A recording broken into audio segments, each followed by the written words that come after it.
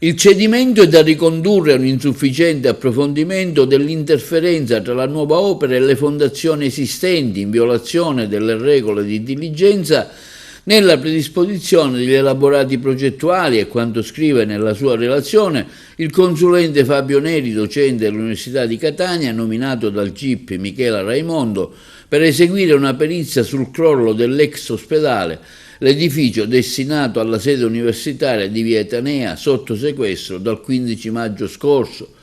Il professionista, nella perizia depositata agli atti, ha affermato responsabilità tecniche e gestionali nella fase della progettazione e dell'esecuzione dei lavori, in particolare quelli di seppellimento durante gli scavi di crollo derivanti da demolizioni estese. Durante l'esecuzione dei lavori, il perito del giudice sostiene l'imperizia da parte dei soggetti coinvolti nella conduzione tecnica dei lavori, responsabilità che sarebbero da ricondurre anche all'impresa esecutrice per non avere segnalato criticità tecniche operative né sospeso i lavori in presenza di situazioni di rischio.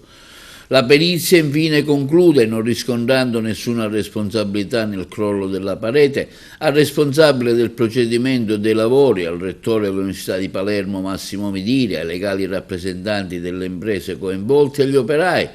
Il prossimo 19 dicembre il documento sarà discusso tra le parti a conclusione dell'incidente probatorio. Sono 9 gli indagati contestati in concorso in reati di crollo di costruzione